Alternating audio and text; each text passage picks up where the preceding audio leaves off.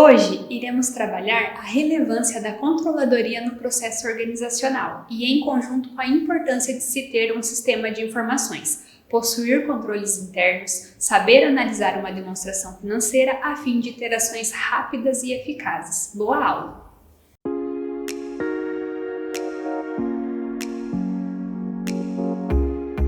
E hoje nós vamos falar sobre a relevância da controladoria no âmbito empresarial.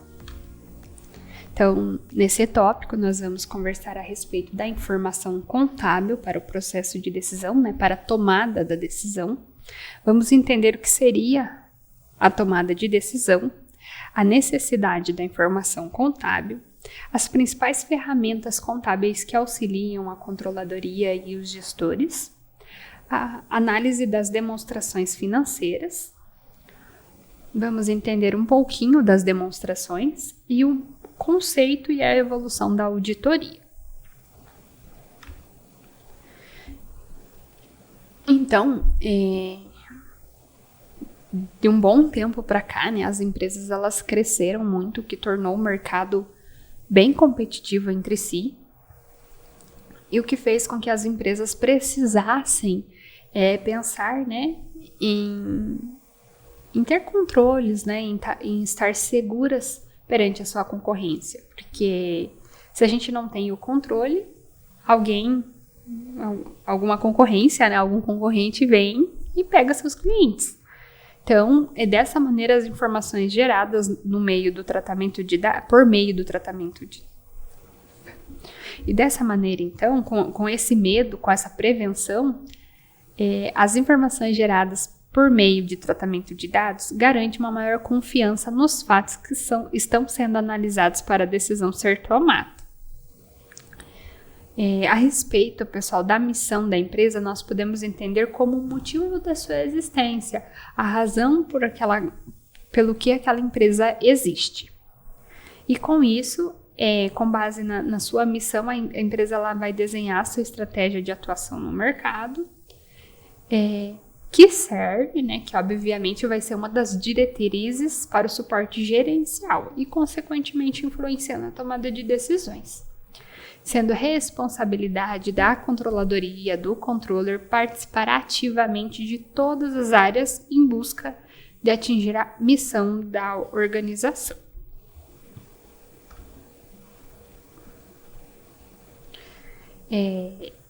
E nos dias atuais, atualmente as empresas elas têm maior facilidade para a emissão de planos estratégicos, definição, E atualmente a gente pode dizer que as empresas elas contam com uma maior facilidade na definição dos planos estratégicos no momento da tomada de decisão.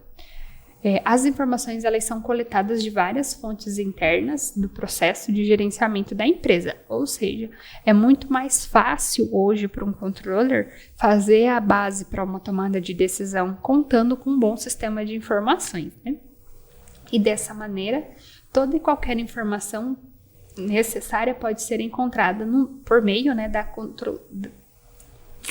E dessa maneira, pessoal, toda a informação que a empresa necessite, que a gestão da organização precise, ela pode ser encontrada com a ajuda da contabilidade ou da contabilidade gerencial, que é a controladoria, podendo ser essa informação de custo, de preço, de venda, ou mesmo as informações fiscais e de mercado, por exemplo. Então, cada departamento ele vai ser responsável por produzir informações, mas geralmente elas são tratadas pela controladoria. E apenas para reforçar, as informações elas são resultados do sistema de informações, que é formado por um conjunto de dados que são tratados, tornando aquilo numa informação gerencial, conforme a gente já viu. E essa informação gerencial geralmente é tratada pelo controller, a fim de entregar para o tomador da decisão algo já pronto apenas para ele olhar, entender e definir. Além do SIG, que é o Sistema de Informações Gerenciais, a empresa ela pode contar com outras ferramentas até mais simples, para que seu processo operacional seja mais eficaz. Então, por exemplo, sistemas operacionais, telefones ou meios de comunicação, planilhas eletrônicas e entre outras ferramentas. As atividades elas são acompanhadas pelos gestores. Então, elas são cada gerente, cada gestor, coordenador, depende do organograma da empresa, né, dos níveis hierárquicos que existem na administração da empresa.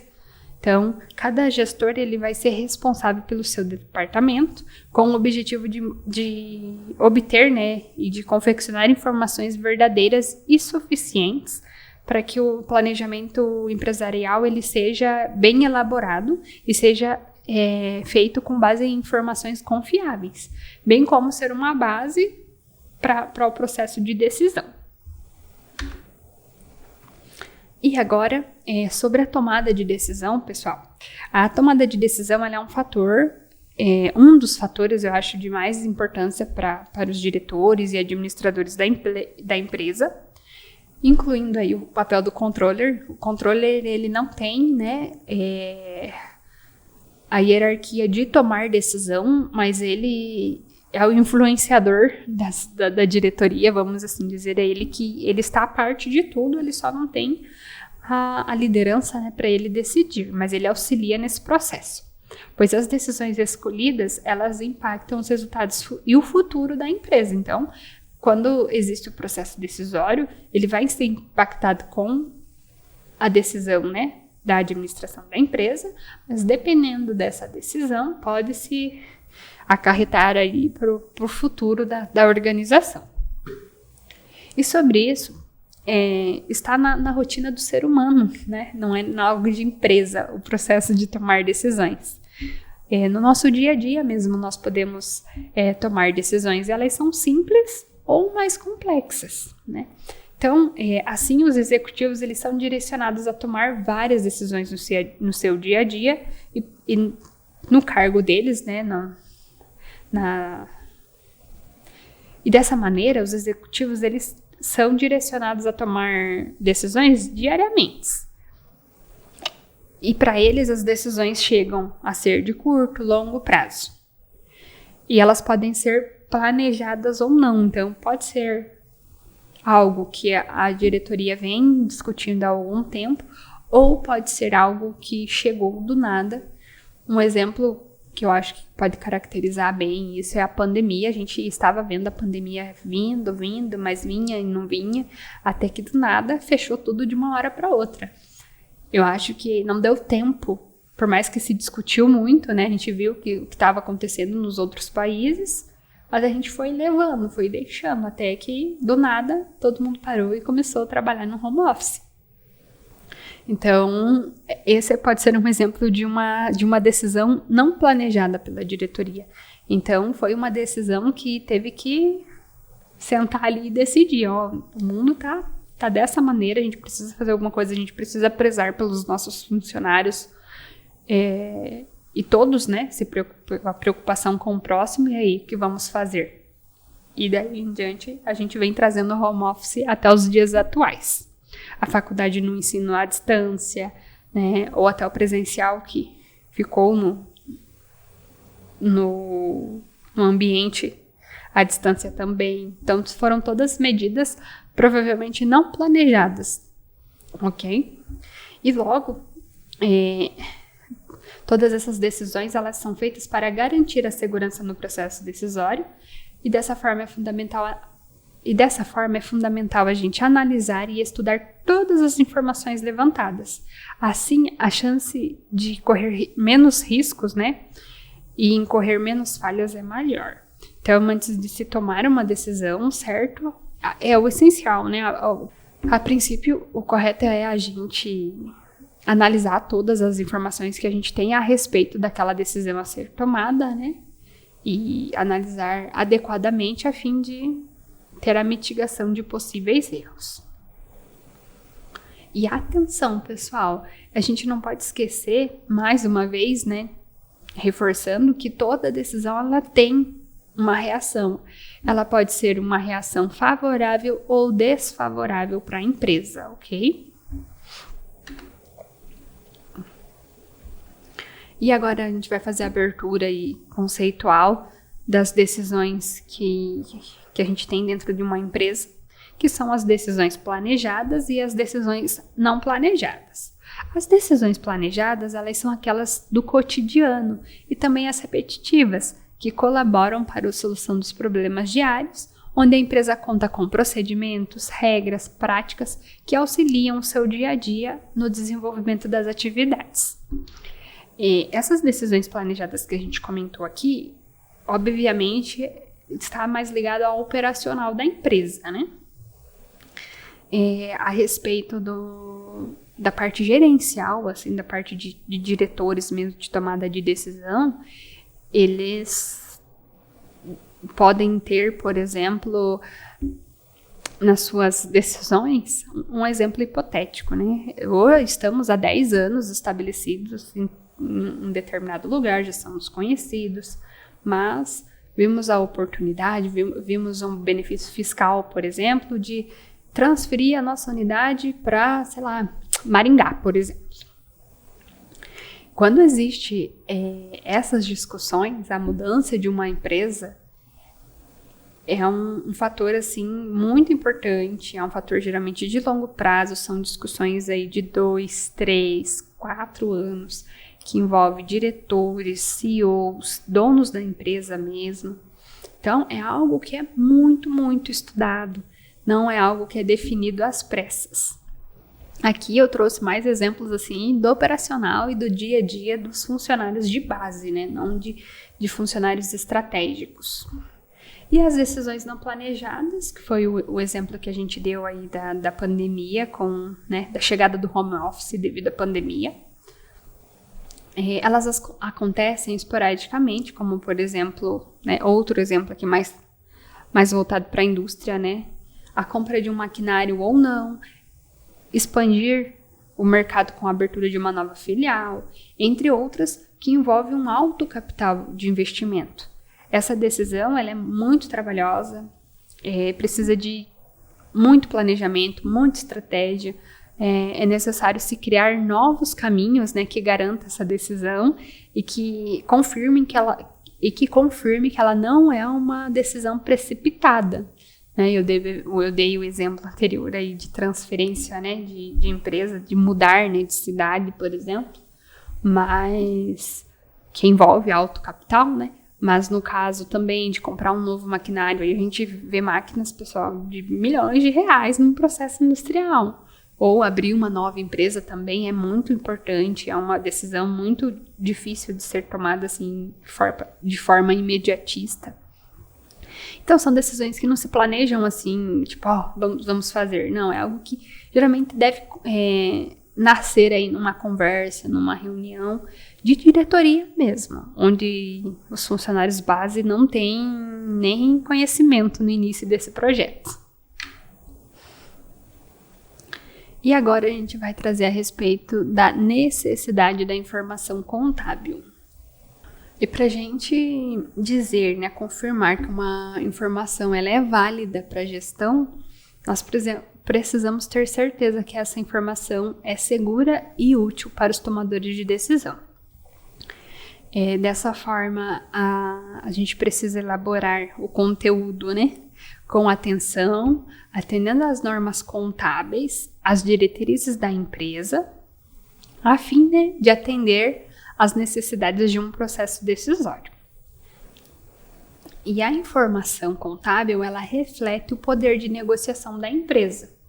É um resultado de tratamento de dados que são corretamente registrados, classificados, organizados, relacionados e, consequentemente, são interpretados dentro da empresa, dentro e fora, né? Dentro do cenário, dentro do mercado. E ela sempre, as informações contábeis, elas são sempre um fator importante na tomada de decisão, desde que essas informações elas sejam acuradas, né? As informações sejam verdadeiras. Então, até por isso que a gente tem aí a obrigação de ter auditoria. Então, é a fim mesmo de ter segurança na informação. Nesse sentido aqui, a gente pode trazer o exemplo de bancos, por exemplo. Qualquer movimentação bancária que você precise fazer a respeito de capitalização, captação de recursos, por exemplo, provavelmente suas informações contábeis, que é o que a gente chama de demonstração financeira, eles serão solicitados pelo banco para fazer uma análise, para fazer uma tratativa, para saber se a sua empresa tem capacidade de pagamento.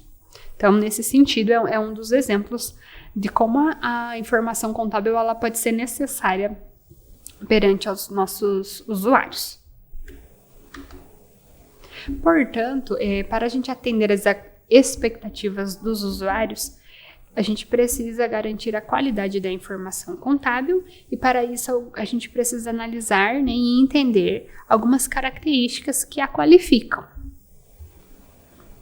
Então, a respeito, né, da informação contábil, trazendo as suas qualificações, toda a informação ela precisa ser relevante, que é quando ela reduz a incerteza, melhora a habilidade dos administradores em fazer previsões e permite corrigir ou confirmar suas expectativas. A informação ela precisa ser confiável, então a gente precisa ter como rastreá-la ou testá-la. Completude é quando inclui tudo o que o usuário precisa saber, sem omissão dos aspectos importantes ou prolixa sobre a situação em questão. Então, é uma informação completa. Conveniência. A informação ela precisa ser útil e oportuna. Ela precisa oferecer essas condições para o tomador de decisão. Ela também precisa ser uma informação apropriada, né? Então, quando possui um nível de detalhamento e formato adequado. Então, o relatório que você vai fornecer para um diretor tomar a decisão, né, vai ser de uma forma apropriada para ele. Agora, se algum outro gestor pedir para o controlador da empresa um relatório só para ele acompanhar os dados, já vai ser de outra forma, uma forma apropriada para análise de gastos, não para tomada de decisão. E a informação ela precisa ser verificada quando permite que 2 ou mais usuários tenham a mesma interpretação sobre o mesmo fato. Então, seria aí um revisor, vamos dizer assim, para testar que aquilo foi feito da maneira correta e o revisor concorda com quem, né, realizou o lançamento original, por exemplo. E agora, pessoal, nós vamos abordar um pouco das principais ferramentas contábeis. Então, as ferramentas elas estão aí para auxiliar o processo cotidiano, né, o processo rotineiro das equipes. Dessa forma, existem várias ferramentas de acompanhamento e de gestão que auxiliam as empresas no seu processo operacional. E dentre essas, nós vamos destacar o orçamento, o fluxo de caixa, as técnicas de análise de investimento, a análise das demonstrações financeiras. A gente vai falar um pouquinho sobre o planejamento tributário, a gestão dos estoques, o acompanhamento do contas a pagar, do contas a receber e o controle sobre os bens do ativo imobilizado de uma empresa.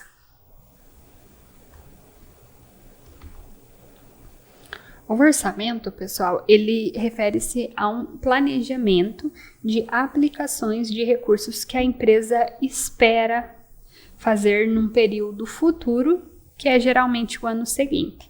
Então, sempre no último trimestre, mais ou menos, a controladoria ela começa a fazer o budget do ano seguinte. E é por meio dos registros contábeis que isso se torna possível. É possível elaborar um orçamento e é possível por ele também fazer o acompanhamento do orçamento, facilitando a prestação de contas e proporcionando informações seguras. Então, no ano em que se elabora o orçamento, a gente vai usar a razão do ano, a controladoria vai fazer as projeções, né, o orçamento para o ano seguinte. No ano seguinte, a controladoria vai trabalhar com acompanhamento, com razão contábil, né, um relatório aí da contabilidade, com os fatos registrados naquele ano para saber se o que foi orçado está sendo realizado. E se dessa forma o budget está sendo... E dessa forma, analisando se o budget, o orçamento, ele está sendo necessário, se ele está, né, atingindo o objetivo ou se precisa justificar, no caso de ultrapassar o que foi orçado, e verificar os motivos pelo qual não foi orçado isso anteriormente a tempo. O fluxo de caixa, pessoal, além dele ser uma ferramenta muito importante para o financeiro, é uma ferramenta aí muito utilizada, pelo departamento, ele é uma das demonstrações obrigatórias que a empresa tem que entregar hoje. Então, a demonstração financeira, fluxo de caixa, ela é bastante utilizada por bancos, solicitadas por bancos, e é uma das DFs que a contabilidade precisa ir produzir para atendimento à auditoria. E aqui só para a questão de conhecimento, o financeiro, o departamento financeiro, contas a pagar e contas a receber, nesse aspecto eles trabalham em conjunto, porque o fluxo de caixa, ele é um conjunto de entrada e saída de recursos. Nós temos 2 tipos de fluxo de caixa. Nós temos o fluxo de caixa direto e o indireto. Para a contabilidade, o mais utilizado, que é só para atendimento de auditoria, para entrega em bancos, por exemplo, é o fluxo de caixa indireto, ele é mais sucinto. E já para a prática, para a vivência financeira, o mais utilizado é o fluxo de caixa direto, ok? E são técnicas também, são uma das ferramentas, que auxiliam a contabilidade, são técnicas de análise de investimento. Então, nós vamos destacar aí a análise horizontal, análise vertical das demonstrações financeiras e os índices de liquidez, endividamento e rentabilidade.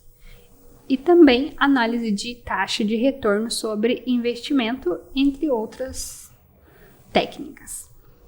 Essas técnicas de análise de investimento, elas auxiliam as empresas a saber se devem ou não realizar investimentos, ou no caso ali da análise horizontal e vertical, que é feito no balanço patrimonial da empresa, a saber se o patrimônio da empresa ele subiu de um ano para o outro, se ele recuou e os motivos que ocasionaram essas oscilações. A análise das demonstrações contábeis é uma parte fundamental da contabilidade e também, por ser tão útil assim, tão importante assim, ela é bastante utilizada pelos gestores no processo de decisão.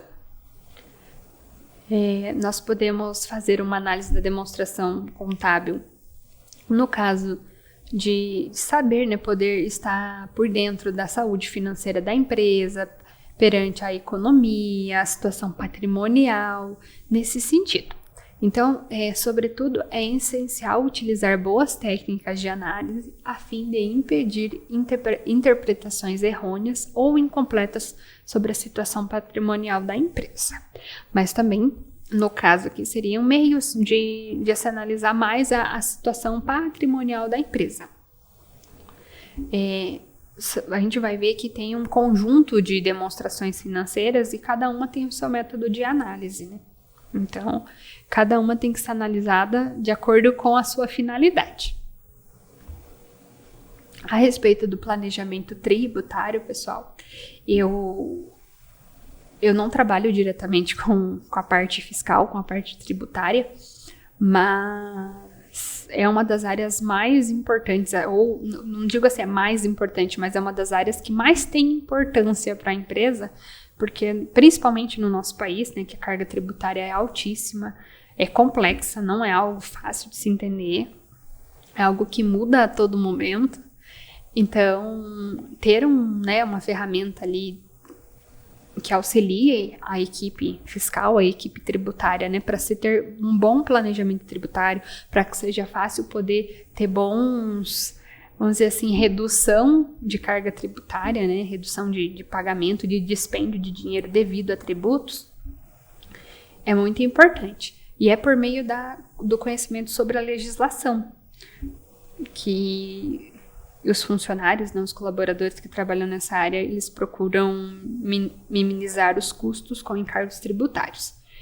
Então, é através do conhecimento da legislação, poder ter conhecimento sobre a legislação, sobre as leis, que o time, né, de planejamento tributário, eles vão em cima, em busca de minimizar os custos dos encargos tributários, que visa um mínimo de dispêndio tributário para a empresa. E com isso, quando eu pago menos imposto, né, isso logicamente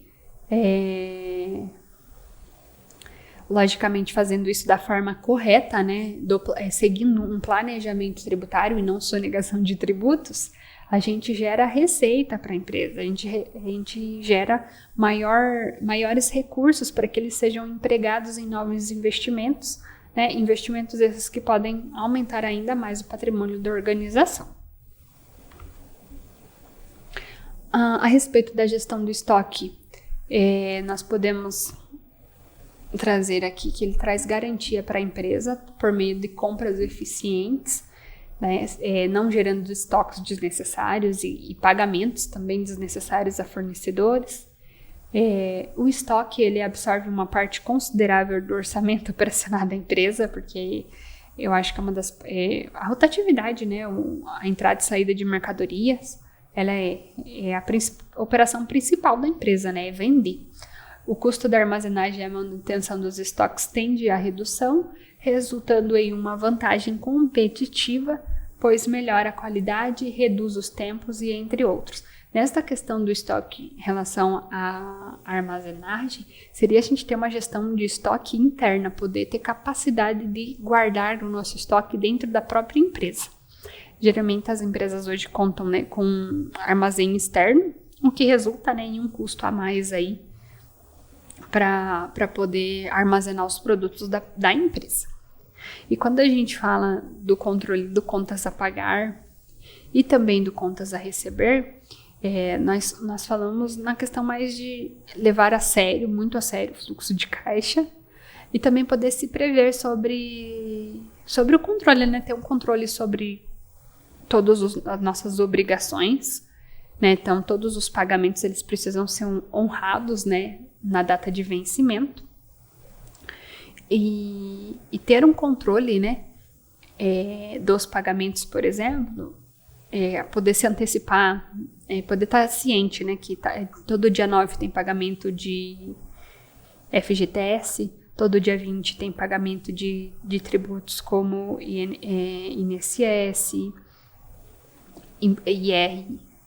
IRF, ISS. Então, mas principalmente as despesas trabalhistas e os impostos sobre vendas apurados, que são geralmente de altos valores, é muito importante o financeiro de uma empresa poder ter esse controle para ele planejar o caixa dele, para ele saber que ele vai ter dinheiro para pagar aquela conta dentro do prazo esperado, né? Dessa forma, a gente tem uma flexibilidade em estabelecer prioridades de pagamento e caso tenha alguma divergência ou precise captar recursos para honrar seus compromissos, é por meio de um bom controle de contas a pagar que isso vai ser possível. Ninguém vai conseguir emprestar dinheiro do dia para a noite, não é mesmo? E do contas a receber a mesma coisa. Nós vamos ter aí um controle sobre o que se espera receber e do contas a receber é a mesma situação. Ter um controle, né, do que estar para entrar no caixa, né, o que vai ser recebido dos clientes, e até para ajudar o outro lado, que é o contas a pagar, nessa sinergia de entrada e saída de recursos. E na questão do contas a receber, eu destaquei aqui, por exemplo, a provisão da PCLD, pois a PCLD ela é uma provisão para possíveis perdas, né, possíveis inadimplências que possam ocorrer na empresa. Então, esse PCLD ele só é feito após o mês estar fechado, né, ter realizado o fechamento, e de acordo com a Receita Federal e a norma da empresa, existem alguns princípios, alguns critérios que devem ser seguidos, que podem deixar um determinado documento, um determinado cliente na nossa provisão de perdas de devedores duvidosos, que é a PCLD. Mas para que isso seja feito corretamente, é muito importante que o contas a receber faça todas as baixas em dia, né? Que esteja analisando diariamente para ver se o cliente realmente não pagou, para daí sim essa informação se tornar útil na questão da provisão. E quando a gente fala também do controle dos bens do ativo imobilizado, a gente está preocupado, por exemplo, em auxiliar na identificação dos bens. É um controle que ele precisa apontar a data de aquisição, o custo de aquisição, e bem como as situações posteriores, né, que podem vir depois. Por exemplo, um ajuste de aquisição. E também acontece dentro do processo, né, a questão de baixas. Eu posso vender um ativo, eu posso doar, eu posso transferir. No caso da transferência, não chega a baixar do ativo, né, mas ele gera uma movimentação que precisa ser controlada. Dessa maneira, facilita também o controle da vida útil do bem e o cálculo da depreciação, que impacta o resultado da empresa. Então, na contabilidade existem grupos, né? Geralmente as empresas seguem os grupos dispostos na Receita Federal. E cada grupo ele tem uma vida útil, né? Então, máquinas e equipamentos são 10 anos, 120 meses. Equipamentos de informática são 60 meses, 5 anos e entre outros. Então, ter um controle disso é muito importante e também auxilia na questão da depreciação. E a depreciação ela é um fato importante porque ela vai impactar o resultado da empresa, né? Ela vai gerar uma despesa, um custo lá na nossa DR. Então, é muito importante ter um controle sobre o ativo imobilizado. E também vai auxiliar na questão de inventário. O que seria o inventário do ativo imobilizado? É eu tirar o meu controle do ativo imobilizado do sistema e ir fisicamente fazer a contagem dele, ver se eu localizo, se ele está no lugar certo, ou se eu vou precisar fazer uma transferência de centro de custo, ou se eu não localizei e vou precisar baixar, ou se eu chegar no ambiente que eu estou indo inventariar e ver que tem itens que eu tenho fisicamente e não tenho no sistema, eu tenho que fazer aquisições de sobra física. Então, a importância dessas ferramentas, o nosso controle, são essenciais a gente ter acesso a elas. E agora nós vamos falar sobre a análise da demonstração financeira. Entender, né? Ter capacidade de analisar uma demonstração financeira é um processo muito importante para dentro da contabilidade e tão importante, né, ainda mais importante no processo decisório. É por meio da análise das demonstrações que os gestores conseguem avaliar a situação da empresa, seja uma situação operacional, econômica, patrimonial, financeira. E é a partir dessa análise que ele tem uma orientação do que deve ser feito, o que é mais adequado para aquele momento. As demonstrações, pessoal, elas contribuem com informações relevantes.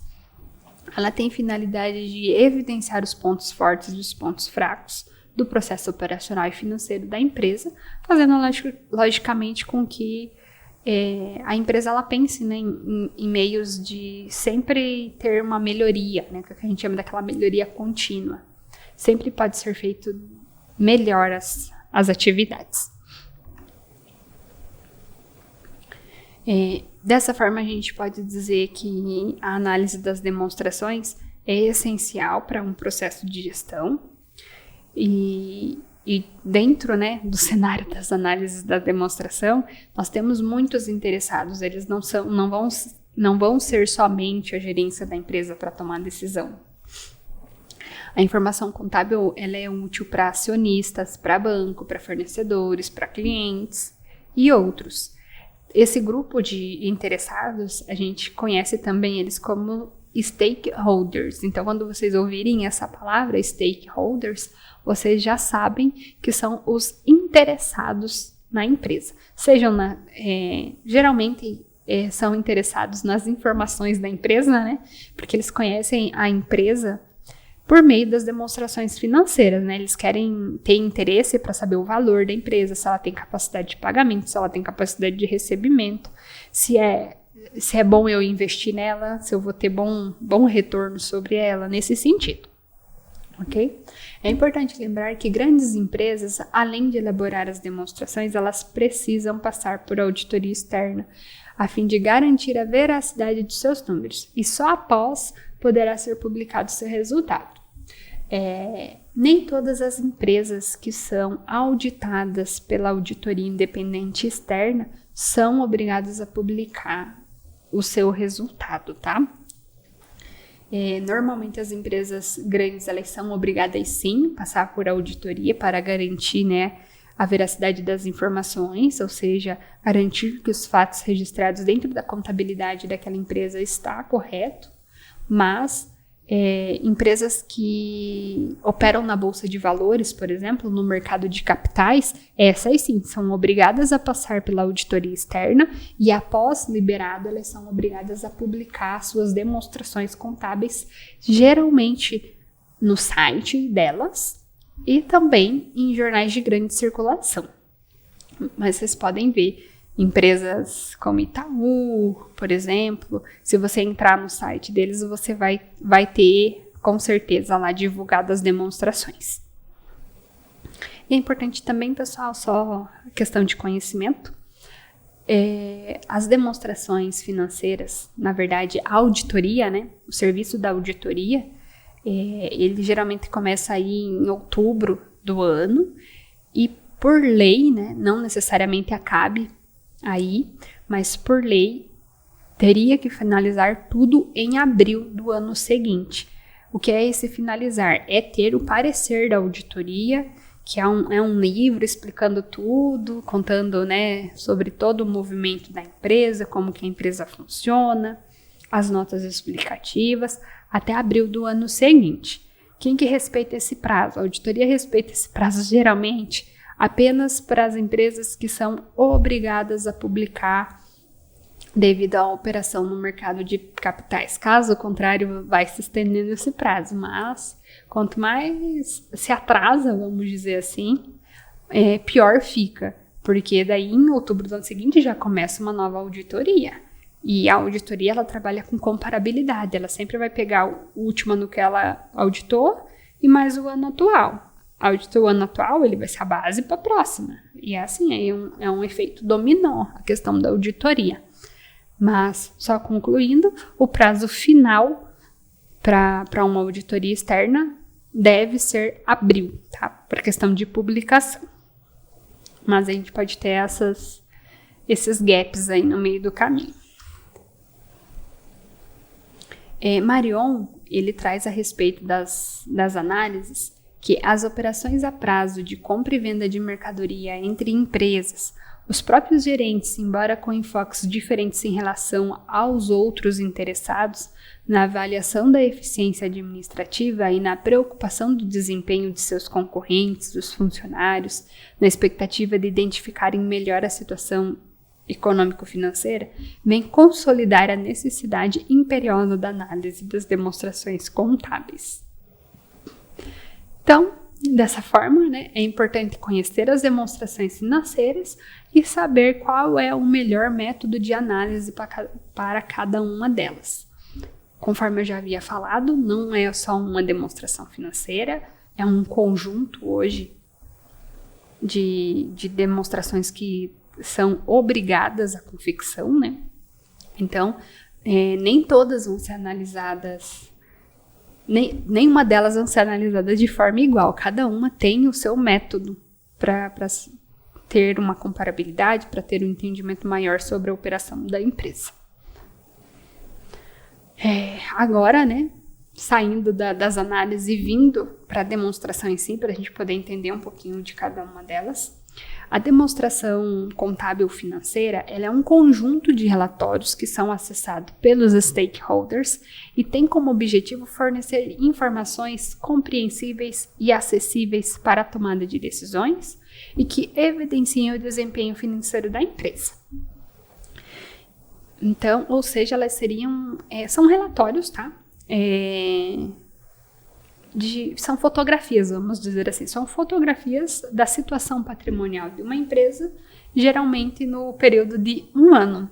Então, todo ano tem-se auditoria, todo ano tem-se demonstrações financeiras. Então, a gente vai abordar um pouquinho sobre o balanço patrimonial, sobre a demonstração do resultado, sobre a DLPA, a DFC, a DVA e a DMPL.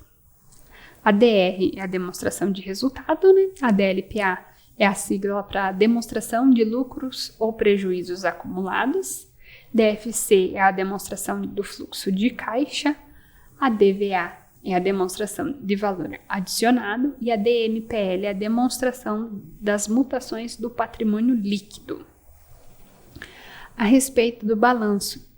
O balanço eu defendo que o balanço e a demonstração do resultado são aí as demonstrações contábeis mais utilizadas dentro da organização, tá, pessoal? São as que mais pedem, as mais recorrentes, vamos dizer assim. O balanço patrimonial, então, ele é uma das informações, né, mais relevantes da empresa, pois ele apresenta a situação patrimonial em um determinado período.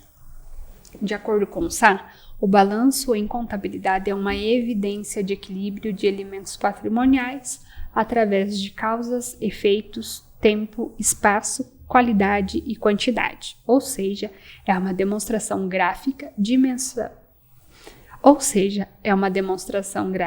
dimensional de fatos patrimoniais. O balanço patrimonial ele é composto por tudo que a empresa tem em relação a recurso, vamos dizer assim. Nós vamos encontrar no ativo as situações bancárias da empresa, por exemplo, em relação a caixa, contas bancárias, nós vamos encontrar o estoque da empresa, nós vamos encontrar o contas a receber, o ativo imobilizado, aplicações financeiras, investimentos e outros. Já no passivo dentro de um balanço patrimonial, a gente vai encontrar as obrigações da empresa. Nós vamos encontrar fornecedores a pagar, empréstimos, financiamentos, o próprio patrimônio líquido, entre outros, tá? E o patrimônio líquido ele é composto ali pelo capital da empresa, o capital social. Ele pode ser dividido entre integrado e a integralizar, além do resultado, que vai vir lá da DRE, distribuição de ações, por exemplo, é o que a gente vai encontrar do lado do patrimônio líquido, que fica logo abaixo do passivo, tá? A respeito da demonstração do resultado, nessa demonstração encontramos o resultado que a empresa alcançou nas suas atividades, ou seja, ele evidencia as receitas e as despesas no período. Coloquei entre parênteses aí, porque ela é realizada mensalmente e no final do ano nós vamos ter uma totalizadora, vamos dizer assim. É uma ferramenta importante à disposição do gestor. Na demonstração de resultado nós vamos encontrar, inicialmente, todas as nossas receitas operacionais. O que são nossas receitas operacionais? São as receitas ligadas à nossa unidade de negócio, à nossa missão de ser, né? Então, para uma empresa, por exemplo, de ração animal, tudo que é venda relacionada aos nossos produtos de ração animal, isso é uma receita operacional. Agora, vamos supor que eu vendi um maquinário da minha produção, que eu comprei um novo e vendi. Isso não é uma receita operacional, porque a minha receita operacional é venda de ração animal, não venda de maquinário, certo? Isso é tratado um pouquinho diferente como receita financeira. É só para ficar mais fácil de entender. Nós vamos ter a nossa receita operacional, vamos ter a dedução das nossas devoluções, a dedução dos impostos que são apurados e recolhidos, né, de outra forma. Nós vamos chegar no nosso lucro bruto, receita bruta, logo após lucro bruto, e após o lucro bruto nós vamos vir com a parte das despesas, que daí vai entrar tudo o que não é absorvido, que são os cargos aí, as despesas, por exemplo, de folha do pessoal do administrativo, despesa com assessorias, com assessoria jurídica, todas as despesas financeiras, administrativas, tributárias, caem nesse cenário. Até que, por fim, a gente tem aí embaixo o resultado do período, que ele pode resultar em lucro ou prejuízo, vai depender ali de como oscilou o mês daquela empresa, certo? A DLPA, pessoal, ela vai demonstrar a distribuição do lucro do período e indica como a empresa está destinando o seu lucro contábil. A DFC, conforme a gente já tinha falado há pouco, é uma demonstração muito utilizada pelo financeiro, é uma ferramenta importante para os tomadores de decisão, pelo grau de informação que ela oferece, pois dentro dessa informação nós vamos ter o contas a pagar, vamos ter aplicação em recursos, vamos ter relacionado valores à compra de imobilizado, então é uma demonstração bem completa financeiramente, tá? Então ela é bastante utilizada pelo financeiro e também bastante utilizada nesse processo de decisão. A DVA, ela é uma demonstração que evidencia de que forma a riqueza da empresa, os valores da empresa, eles foram distribuídos ou transferidos. A DMPL, ele vai trazer somente a movimentação do grupo do patrimônio líquido, que está lá dentro do balanço patrimonial, e de que forma é feita a distribuição das reservas. Então, traz a movimentação das contas do patrimônio líquido, por isso é considerada uma demonstração completa. Quando a empresa opera com lucro, pessoal, ela precisa distribuir esse lucro entre as reservas, onde a única regra que tem, nós vamos ter, né, a reserva legal, reserva para aumento de capital, várias reservas. Mas a regra básica é que no mínimo 5% tem que ser destinado à reserva legal e a distribuição tem que se totalizar em 100%. Então, no mínimo, 5% tem que ser reserva legal e o restante é distribuído de acordo com o planejamento da empresa. E agora chegamos na questão da evolução da auditoria, né? Vamos abordar aí um pouquinho sobre a auditoria. Então, a auditoria, pessoal, ela é uma ferramenta também que garante, né, que auxilia aí as empresas a garantir que o seu resultado ele é fidedigno, que as suas demonstrações estão feitas da maneira correta, que está livre de erros.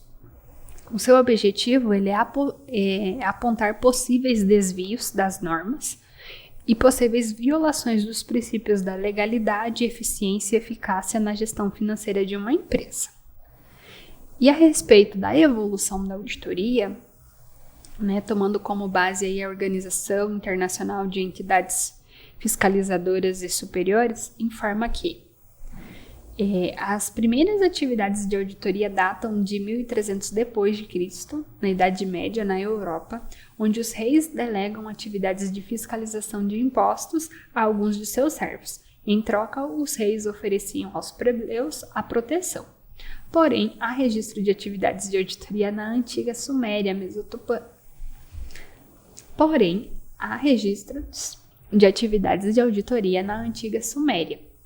Há cerca de 5.000 anos antes de Cristo, com indícios de controles internos nos tesouros dos faraós. Então, o que a gente tem hoje, falando do aspecto contábil, de auditorias, já vem de muito tempo que só vem sido melhorado, né? Aprimorado para as nossas necessidades dos dias atuais. E realmente ainda tem muita coisa aí que a gente pode melhorar.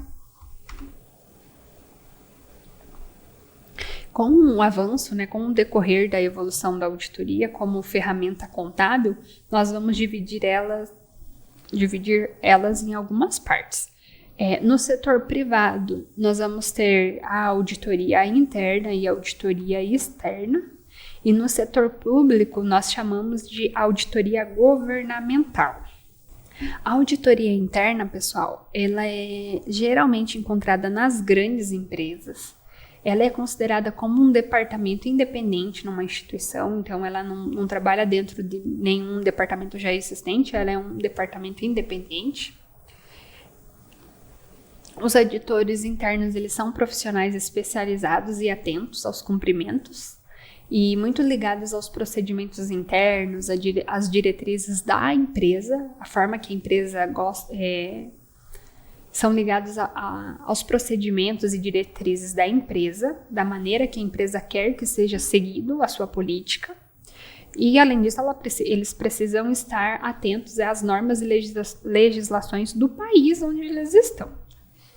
Nas grandes empresas, é comum um departamento de auditoria interna que responde hierarquicamente à alta administração, permite a identificação com clareza das deficiências ou falhas que possam existir nos procedimentos que existem a fins de tomada de decisão. Então, tudo que a gente faz numa empresa é em busca de um resultado. E esse resultado é o que a gente chama do planejamento estratégico, é o que a empresa espera realizar. E a auditoria interna, ela seria, vamos dizer assim, uma segurança, com certeza, né? Mas também ela auxilia todo o nosso processo para a auditoria externa. Então, ela prepara, vamos dizer assim, ela prepara o caminho para a auditoria externa. Então, é função da auditoria interna garantir que nós, colaboradores, estamos realizando as atividades de acordo com as diretrizes e procedimentos estabelecidos. E já a auditoria externa é aquela que é praticada pelas auditorias independentes. Elas também são conhecidas por Big Four, não sei se vocês já ouviram falar esse nome, mas as Big Four hoje em dia é composta pela Ernst Young, pela Deloitte, pela PricewaterhouseCoopers e pela KPMG. Então, entre si, elas são concorrentes. Essa auditoria interna, ela foi regulamentada pela CVM, pelo Bacen, né? Por isso que hoje ela se tornou obrigatória. Nesse cenário, os auditores eles não têm ligação nenhuma com a empresa, por isso que vem o nome de independentes. Então, eles são contratados para conferir, para validar as informações e emitir um parecer sobre.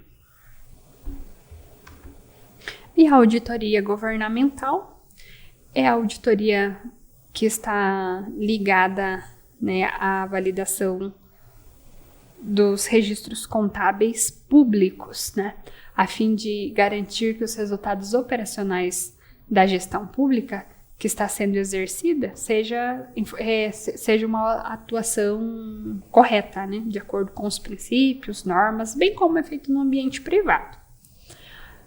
Além de garantir a correta gestão pública, a auditoria age como ferramenta de controle, sendo essencial no acompanhamento da gestão. Então, isso também a gente pode trazer ali para a auditoria interna e externa, pois ambas as auditorias, elas são ferramentas de controle, vamos dizer assim, para que a gente sempre ande no caminho correto. Agora a gente vai abordar um pouquinho dentro da auditoria sobre a materialidade, o risco e a relevância. Dentro da auditoria, é possível observar algumas características que auxiliam os auditores, os gestores, a darem o devido tratamento ao registro contábil. A materialidade, ela aparece de duas formas distintas, quantitativa e qualitativa. No método quantitativo, vão ser analisados os fatos quanto aos valores registrados, normalmente evidenciado nas demonstrações financeiras. A informação qualitativa está voltada para a veracidade das informações e elas geralmente aparecem nas notas explicativas ou quadros complementares das demonstrações. Então, dentro da confecção de um parecer de auditoria, a empresa ela já é obrigada a fazer a abertura das demonstrações financeiras que a gente viu há pouco, então balanço, DR, DFC, DMPL.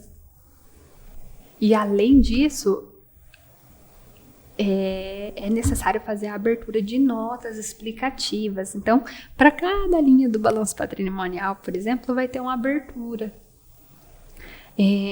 fazendo a composição daquele valor apresentado e, em caso, se necessário, algum comentário para auxiliar, para melhorar, né, facilitar também o serviço do auditor perante aquela informação, porque ele é uma pessoa de fora, né, ele não entende a rotina da empresa.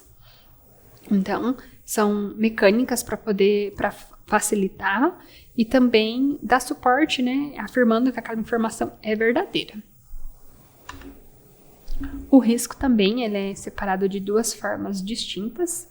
Nós temos o risco de detecção e o risco de distorção relevante. O risco de detecção é o risco da auditoria em relação aos testes aplicados pelo auditor, que não detectam uma distorção relevante individualmente ou em conjunto com outras distorções que possam impactar a demonstração da empresa. Então, as auditorias, elas trabalham com amostragem, elas nunca vão auditar todos os lançamentos de uma empresa. Não, elas têm acesso, sim, a toda a movimentação da empresa, mas elas também trabalham com o seu sistema gerencial que faz a amostragem. O que cai em amostragem, a empresa auditada do outro lado tem que fornecer toda a documentação que suporte aquele documento que caiu na amostragem, e a auditoria, no seu método de análise, precisa averiguar se está correto ou não. O risco de distorção relevante é o risco que as demonstrações contenham alguma distorção, ou seja, possíveis fraudes antes da auditoria, e também é aberto em risco inerente e risco de controle. O risco inerente é a fragilidade de uma informação a respeito de um registro, saldo contábil ou a divulgação que possa ser relevante sem levar em consideração nenhum controle pré-existente. Então, aqui no risco inerente é quando já na contabilidade interna, lá na controladoria interna, a gente detecta algum ponto de controle falho.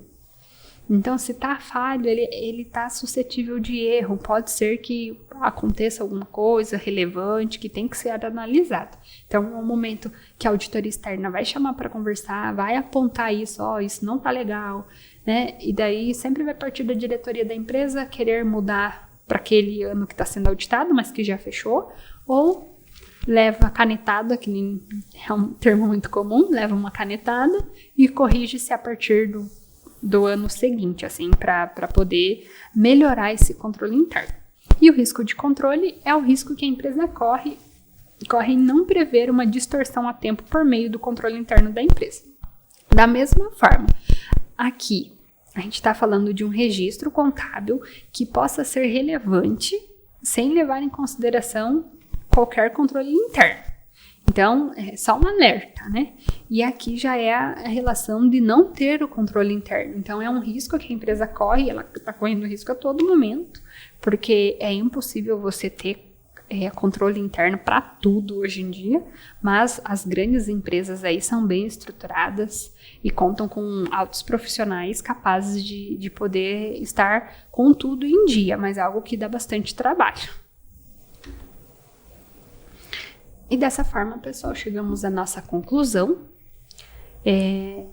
Nesse tópico, nós conversamos sobre a importância da controladoria dentro da empresa, nós conversamos sobre a importância da ferramenta da informação gerencial. Então, pessoal, chegamos à conclusão da nossa aula. Nesse tópico, nós discutimos sobre a importância da controladoria, a importância da informação gerencial para a tomada de decisão. Abordamos um pouco sobre as demonstrações financeiras, as ferramentas contábeis, e uma delas foi a análise das demonstrações, né? Iniciamos aí a abordagem da auditoria, os tipos de auditoria, né? Auditoria interna, auditoria externa, auditoria governamental e como ela trabalha dentro das empresas. Analisamos conceitos de controle, falamos sobre a tomada de decisão. Discorremos sobre a necessidade da informação contábil, né? Abordamos aí a materialidade, a relevância, a execução dentro do cenário contábil e como que isso afeta a empresa como um todo. E, novamente, temos aí as nossas referências bibliográficas, né? Consultem o material de apoio, façam a leitura do material complementar. Dúvidas, estou aqui. Até a próxima! Chegamos ao final da nossa aula. Espero que eu tenha contribuído de alguma forma no seu aprendizado. Caso tenha dúvidas, me procure. Continue estudando, o aprendizado é constante. Até a próxima!